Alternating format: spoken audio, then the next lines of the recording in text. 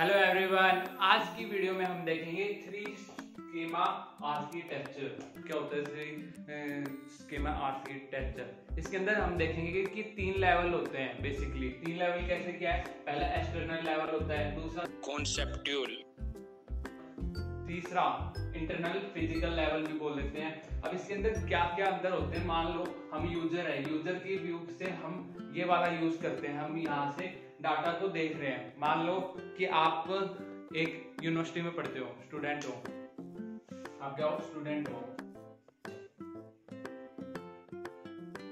Student. तो आपका data कैसे फॉर्म में स्टोर होगा? टेबल के फॉर्म में। उससे पहले मैं आपको स्कीमा बता देता हूँ। स्कीमा क्या होता है? ओवरऑल स्ट्रक्चर होता है। आपको थोड़ी डिटेल में जाके देखना, लिंक डिस्क्रिप्शन में मिल जाएगा। मैंने पहले वाली वीडियो में स्कीमा को क्लियर करा है। स्कीमा क्या होता है? ओवरऑल स्ट्रक्चर होता है जो भी हमारे पास डाटा होता है, डाटा बेस का। अब कैसे होता है? अब आप स्टूडेंट हो, स्टूडेंट का डाटा कैसे फॉर्म में होगा? टेबल की फॉर्म में होगा। जैसे स्टूडेंट नेम, क्या होगा? Student name. और क्या होगा? रोल नंबर होगा, रोल नंबर, क्लास। तो ये इस टाइप से होगा टेबल की फॉर्म में। एक्सटर्नल पे आपको यहाँ पे व्यू मिलता है। अब यहाँ पे अलग अलग है यूजर व्यू। अब यहाँ पे क्या होता है कि अलग अलग होते हैं। ये बेसिकली इसलिए बनाया होता है क्योंकि हम डाटा की सिक्योरिटी के लिए हम इसका यूज करते हैं। क्यों डाटा की सिक्योरिटी के लिए? आप स्टूडेंट होगा तो आपको स्टूडेंट के जैसा मिलेगा। जैसे आपका रोल नंबर होगा उसके अनुसार आपकी इंफॉर्मेशन खुल के आ जाएगी। जैसे आपका नाम, रोल नंबर आ गया, क्लास आ गया, आपने कौन से कोर्स में एडमिशन ले रखा है। बट यहाँ पे ही कोई एम्प्लॉइज है, टीचर है या कोई भी ऑफिशियल एम्प्लॉइज है, वो अपना डालेगा तो उसकी अलग इंफॉर्मेशन आ जाएगी। ये क्यों करते हैं? सिक्योरिटी के लिए करते हैं। अब जो पीछे से टीम होती है ना, आप यूं मान लो कि जो भी यूनिवर्सिटी होती है उसके अंदर जो लोग काम कर रहे होते हैं, जो पीछे से अपडेट देता है किसका? आपके नंबर्स का। तो वो नंबर्स का अपडेट दे रहा है तो वो आप वो नंबर का अपडेट दे दिया तो वो अपडेट कर सकता है। उसके पास पावर है कि वो अपडेट कर सकता है। बट आपके पास पावर नहीं है कि आप उसको चेंज कर दो। आपके पास आप उसको देख सकते हो कि हाँ ये आपके नंबर आए हैं। तो ये एक्सटर्नल लेवल होता है। ये किसके लिए डिफाइंड होता है? यूजर के लिए बेसिकली डिफाइंड होता है। आप जितनी भी वेबसाइट्स वगैरह करते हो तो वो आप यहाँ से ही विजिट कर पाते हो। एक्सटर्नल लेवल पे आपको मिलता है। अगला क्या? Conceptual schema. वेरी इजी, इसको समझना काफी इजी है। क्यों?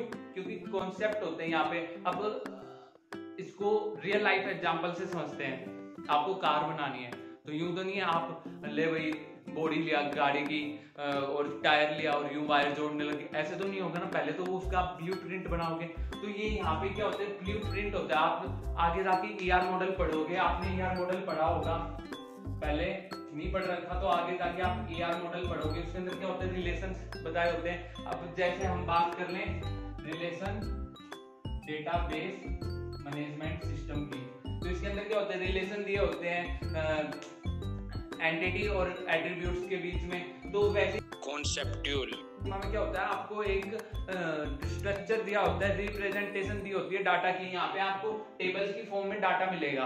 बट आपको पता है कि जो फिजिकल लेवल पे होगा, वो जो हार्ड डिस्क में आपका डाटा स्टोर होगा, वो वैसे थोड़ी ना होगा टेबल्स की फॉर्म में। वो किसकी फॉर्म में होगा बताओ? मैंने स्कीमा वाली वीडियो में बताया कि किसकी फॉर्म में होता है? फाइल्स की फॉर्म में होता है। यूं थोड़ी ना टेबल।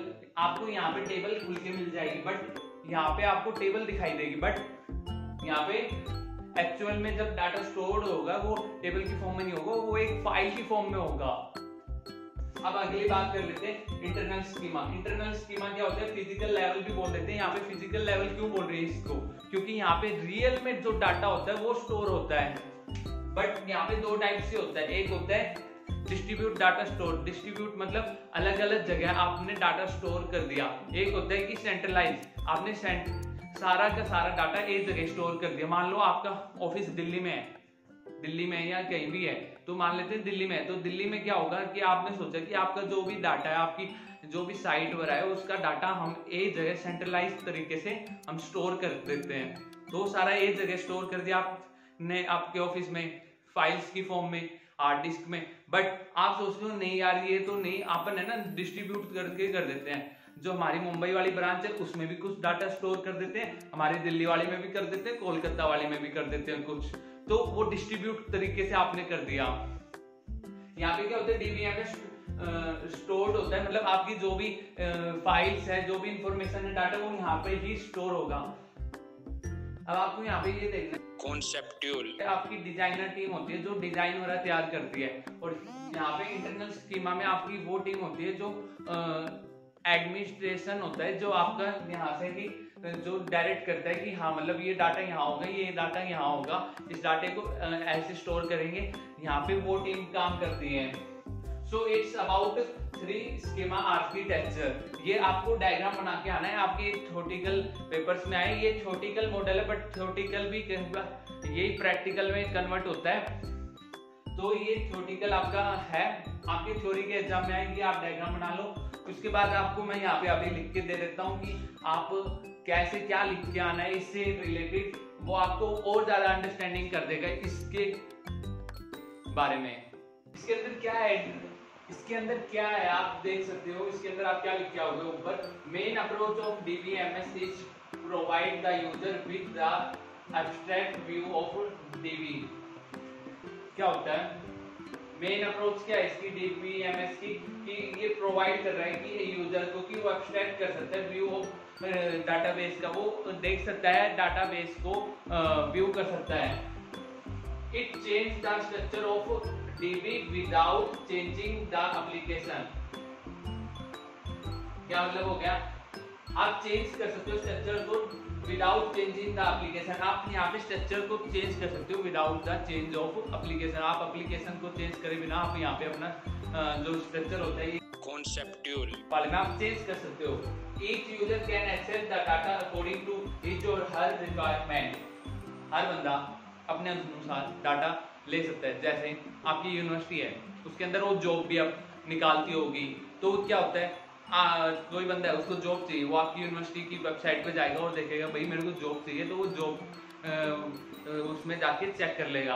बट आपको जॉब की नहीं, आपको जॉब नहीं देखनी, आपको रिजल्ट देखना है, तो आप अपना रिजल्ट जाके देखोगे। आपको इस सेशन का रिजल्ट देखना है तो आप इस सेशन का, आपको अगले सेशन का देखना है तो मतलब आपके प्रीवियस सेशन का देखना है तो आप प्रीवियस सेशन का देखोगे। और किसी को एडमिशन लेना है तो वो एडमिशन देखेगा, मतलब हर जो व्यूअर है वो अलग अलग देखेगा। यूं नहीं कि सारे बंदे वही रिजल्ट देख रहे हैं या जॉब का ही देख रहे हैं। हर बंदा अपने अनुसार, अपनी रिक्वायरमेंट के अनुसार एक्सेस कर सकता है। User are independent to storage complexity like indexing constraint of DB. क्या मतलब हो गया, आपको पता है आपका डाटा कहाँ स्टोर है, आप इतनी सारी वेबसाइट यूज करते हो, आप लॉग इन करते हो, आपका डाटा होता है, आपको नहीं पता वो कहाँ पे स्टोर है, वो कहीं पे भी हो सकता है। ये इंडिपेंडेंट है, ये आपसे इंडिपेंडेंट है कि आपको नहीं पता आपका डाटा कहाँ स्टोर है। Got it? कि मान लो कि अब मैं कोई वेबसाइट XYZ यूज कर रहा हूँ, उसका यूज करा, मेरे को थोड़ी ना पता है कि भाई वो डाटा कहाँ स्टोर कर रहे हैं, वो दिल्ली में कर रहे हो, मुंबई में कर रहे हो, या किसी फॉरेन कंट्री में कर रहे हो, हमें नहीं पता वो डाटा कहाँ स्टोर कर रहे हो। वो इंडिपेंडेंट है हमसे, बट हम खोलेंगे तो वो हमें हमारा मिल जाएगा। अब एक्सटर्नल लेवल की बात कर लेते हैं। Is one close to the user. तो ये क्लोज होता है यूजर से। It basically of definition of each of various type of external record found in external view. इस लाइन का मतलब भाई एग्जांपल से समझ आएगा। वन यूजर में view the data in form of day month year. एक जो यूजर है वो देख रहा है डाटा को डे मंथ और ईयर की फॉर्म में, while another में व्यू ऐसे ईयर मंथ डे, दूसरा देख रहा है ईयर मंथ डे। मैंने इससे पहले भी आपको एक एग्जांपल दिया था, वो भी एग्जांपल आप देख सकते हो। जैसे मान लो मैं एक स्टूडेंट हूँ, मैं अपनी यूनिवर्सिटी का डाटा देख रहा हूँ, तो मैं क्या देखूंगा, मैं अपना उससे रिलेटेड मेरे को एडमिशन लेना है तो मैं एडमिशन से रिलेटेड देखूंगा, किसी को जॉब से लेना है तो वो जॉब वाले सेक्शन में देखेगा, किसी को रिजल्ट देखना है तो वो रिजल्ट वाले में देखेगा, किसी को और हेल्प चाहिए यूनिवर्सिटी से तो वो हेल्प सेक्शन में जाके देखेगा। तो मतलब अलग अलग यूजर के लिए अलग अलग फॉर्म में आपको डाटा मिल जाएगा देखने के लिए, बट वो सारे अवेलेबल मिल जाएंगे। सो इट्स अबाउट एक्सटर्नल लेवल, अब conceptual, लेवल की बात कर लेते हैं। Is the representation of entire content of dB, ये सारे इंटायर कंटेंट जो है डीबी का, जो भी सारा डाटा है उसका स्ट्रक्चर, ओवरऑल व्यू दिखाता है आपको। It actively are security and integration rule all entities attributes and their relation, ये सभी एंटिटी उनके एट्रीब्यूट्स, उनके रिलेशन के बारे में बताता है। अब मैंने बताया कि ये यहाँ पे टेबल की फॉर्म में दिखाएगा। अब जैसे स्टूडेंट का डाटा है तो उसको टेबल की फॉर्म में कैसे दिखाएगा, ये स्टूडेंट है, स्टूडेंट नेम हो गया, रोल नंबर हो गया, क्लास हो गई। अब ये इसने कोर्स ले रखा है, उस कोर्स के बीच में इन दोनों का क्या रिलेशन हो गया, स्टूडेंट वो कोर्स पढ़ता है तो वो रिलेशन के बारे में तुम्हें बताएगा यहाँ पे। So it's about conceptual, level. तो इंटरनल लेवल पे क्या होता है, close to physical storage, close होता है फिजिकल स्टोरेज के, ये फिजिकल स्टोरेज, ये फिजिकल लेवल होते हैं, फिजिकल लेवल स्टोरेज के क्लोज होते हैं।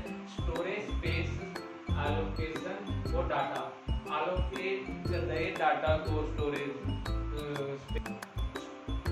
स्पेस एलोकेशन फॉर डाटा, ये स्पेस देता है इसको, डाटा को, डाटा कंप्रेस करता है। ऑप्टिमाइजेशन ऑफ इंटरनल स्ट्रक्चर, या ऑप्टिमाइज करते हैं इंटरनल स्ट्रक्चर को। एडवांटेज क्या हो गए इसके, एडवांटेज दिस स्कीमा आर्किटेक्चर के, user can change his view without affecting others.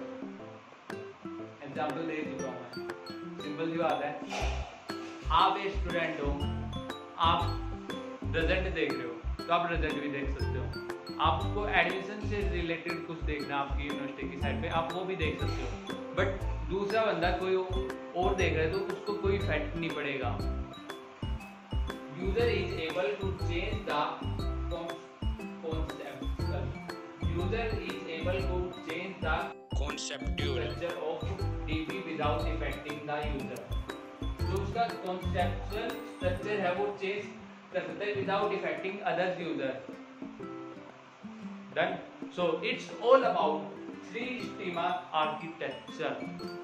Thank you so much. पढ़ाई करते रहे, all the very best, keep smiling, relax mood से करें क्योंकि ये काफ़ी इजी है, इसको करना इतना हार्ड नहीं है। DBMS को स्टोरी की तरह पढ़ते जाएं और हो जाएगा।